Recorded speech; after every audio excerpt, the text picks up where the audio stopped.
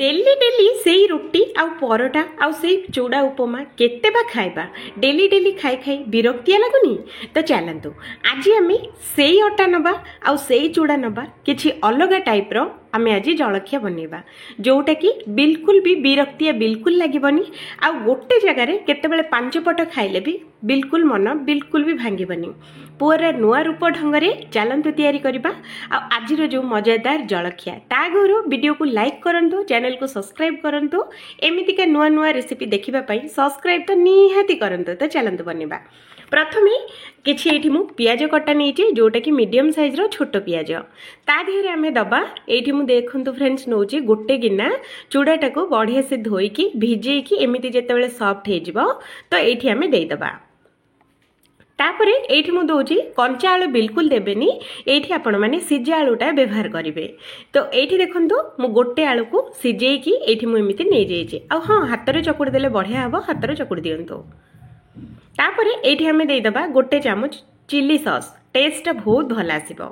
संगरे दबा गोटे चामच एठी टमाटो केचप, टेस्ट यार भी दुईटी बहुत भल आसीबो। आ संगरे सेही चामच रे आधा चामच एठी हमें दे दबा खट्टा खट्टा दही। संगरे अल्प टिके नाकु एठी दे दबा धनिया गुंड आ एठी हमें दे दबा स्वाद अनुसार लूण आ एठी हमें दे दबा हाथ रे अल्प टिके नाकु जीरा आ संगरे अल्प टिके नाकु एठी हमें कस्तूरी मेथी भी न भूलिकी एठी हमें दे दबा। आ ये सबू जाक चटपटा बनवाई ये गोटे चामच तेल को गरम करके सोरिष टिके नाकु फुटेकी से तेलटा ये आम ऐड करवा। छुंकटा बिल्कुल भी भूलिबेनी फ्रेंड्स, छुंकटा निहाती देबे। छुंकटा देले यार टेस्टा ना डबल ट्रिपल चुफुल होगी बाहर बहुत ही बढ़िया लगे। से छुंकटा बिल्कुल दबाटा बिल्कुल भी भूलिबेनी, निहाती देबे। देखिए प्रथमे जदि चामच रे चकुड़ी होउची तो भल कथा, जदि न होनी चामच रे चकुड़ी हेई पारुनी तो एमिति मो भली हाथ रे बढ़िया भाव में चकुड़ी दियंतु। तो एठी देखंतु मुआको हाथ रे बहुत बढ़िया से चकुड़ी नेची, देखिले ना एमिति करके आको चकुड़ी नेबे। बिल्कुल भी पानिया पानिया बिल्कुल हबनी, आमर जेतु चूड़ा पड़ची चूड़ा सबतक पानी पी जीवो। तो एमिति करके चकुड़ी के आमे रेडी कर दबा।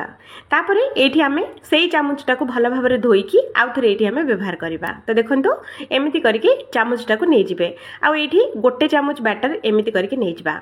आ हां एठी मु फ्रेश अट्टा बिल्कुल भी चकुड़ीनी, एटा मु सखाळु टिके नाको मु रोटी करथिले जो सेइथरु गोटे 2 रु 3 गुळा बळी जाइथिला।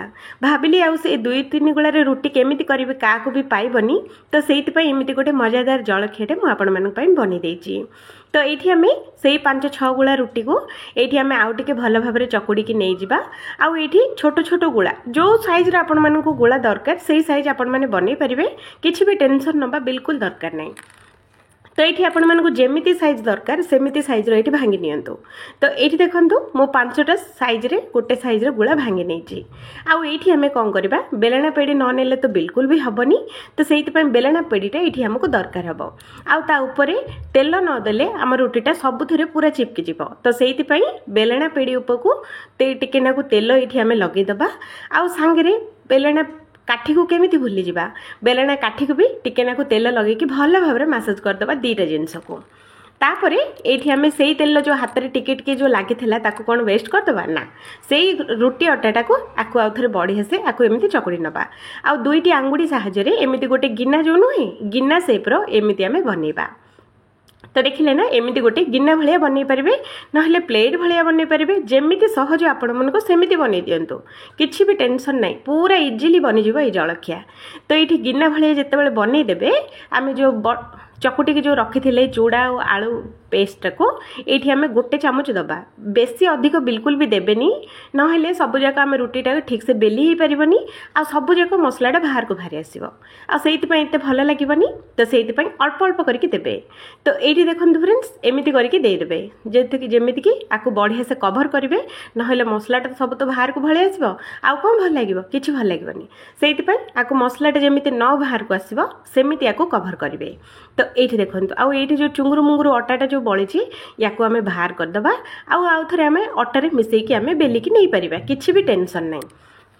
तो ये आम कौन करवा ये से तेल जो आम लगे तेल धीरे ये बेसी जोर जोर बेलिबेनी ना मसलाटा सबुतक बाहर को पलि आसो बास टिके टिके हल्का हल्का करके बेलिबे एमती करके बेलतु जमीक देहर जीवन नहीं।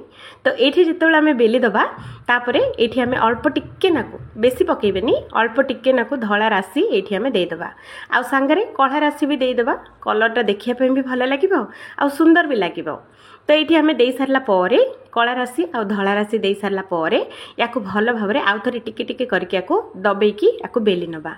ये बिल्कुल भी पतला बनइबेनी बेसी मोटा भी बनइबेनी ना टेस्ट बिल्कुल भल आसबनी।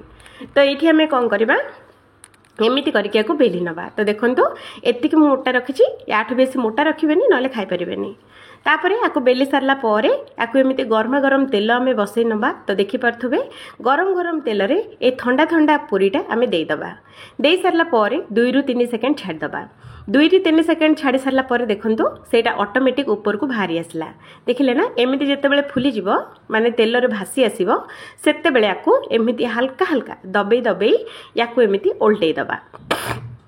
देखो फ्रेंड्स एमती करके धीरे धीरे उल्टेबे ना ऊपर तेल पड़ो छिटक फोटका फोटका हो पुणी असुविधा से धीरे धीरे करके उल्टेबे तापर एमती उल्टे सारा आउ थे टिके टिके हल्का हल्का करके दबे दबे दुई पट साइडटा को आम एमती गोल्डन कलर है पर्यंत फ्राए करवा आपको बाहर करवा आ हाँ छाणिला बेलू आपण मैंने स्लो मीडियम रे ही छाणिबे। तो देखंतु जलखिया पूरा बनिकी रेडी हो गलानी एपर्यंत देखुंत लाइक करना सब्सक्राइब करना सब्सक्राइब टे लाइक टे कर दिंतु ना पाप लगे एमतीका वीडियो नुआ नुआ डेली आसपाई हेले वीडियो को लाइक करंतु और चैनल को सब्सक्राइब निहाती करंतु सांग माने एमतीका नुआ नुआ रेसिपी आम चैनल देखिया पाई आपण मानकु एपर्यंत मो वीडियो संपूर्ण देखिया पाई आपण मानकु बहुत बहुत धन्यवाद आ बहुत बहुत थैंक यू भी। जदि वीडियो भल लगे वीडियो को लाइक करंतु और चैनल को सब्सक्राइब करंतु आपण को आउ केमितिया रेसिपी दरकार निहाती कमेंट करके कहले आमे सेकेंड टाइम रे आपण मानकु जेमिति रेसिपी दरकार सेमिति आमे आनिक आसीबो। तो मु रोहुची सांग माने आउ थरे देखा गोटे नुआ वीडियो रे थैंक यू।